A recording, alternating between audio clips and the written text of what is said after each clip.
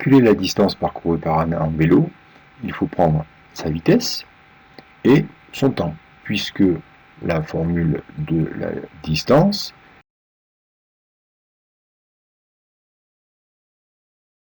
et la distance est égale à la vitesse multipliée par le temps. Le problème, c'est que la vitesse est en km/h, 15 km/h, et le temps est en minutes.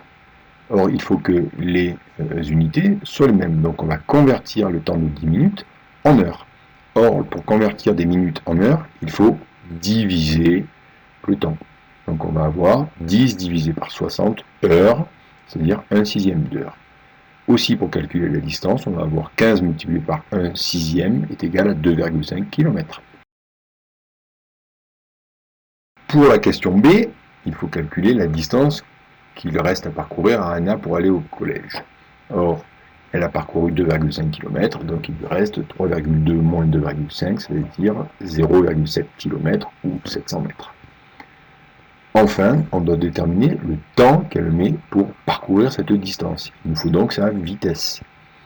Elle parcourt 0,7 km en 4 à la vitesse de 4 km par heure.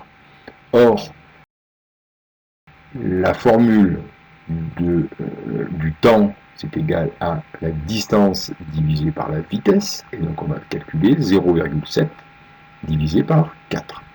Est égal à 0,175. On peut utiliser la calculatrice pour trouver ce résultat. Et donc 0,175 heures, on va le convertir en minutes, parce qu'on ne dit jamais 0,175 heures, et on multiplie ce coup-ci par 60 pour convertir des heures en minutes, et on a 10,5 minutes ou 10 minutes et 30 secondes. La question petit c, elle part à 6h55 de chez elle, et le temps total de son parcours est de 10 minutes pour aller à la Panaderia, et de 10 minutes et 30 secondes pour aller au lycée, c'est-à-dire 10 minutes plus 10,5 minutes, c'est-à-dire 20,5 minutes. Si elle part à 6h55, ça veut dire 6h55 plus les 20 minutes et les 30 secondes, ou les 20,5 minutes, on va donc avoir une arrivée qui est prévue à 6h55 plus 0h et 10 minutes 30 secondes, c'est-à-dire 6h et 75 minutes 30 secondes, ou alors 7h, 15 minutes et 30 secondes. Comme l'entrée du collège est à 7h20, elle arrive donc à l'heure. La distance totale du parcours de Anna est de 3,2 km et la distance pour la parcourir est de 10 plus 10,5, donc 20,5 minutes.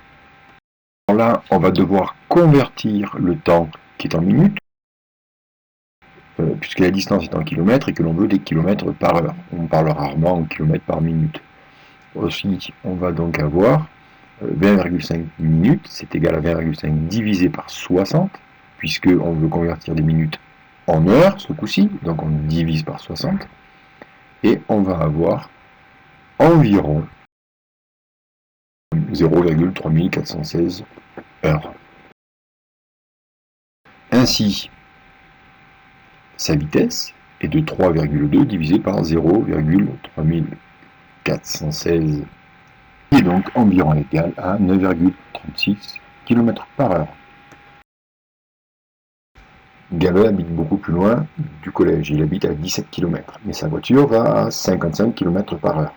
Donc en utilisant la formule qui donne le temps de parcours, à savoir le temps qui est égal à la distance divisée par la vitesse, on va donc avoir que le temps est égal à 17 divisé par 55, environ égal à 0,309 heures.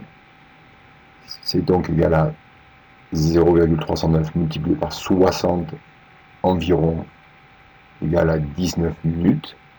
Or, pour arriver à l'heure, il peut donc partir de chez lui à 7h01 minutes.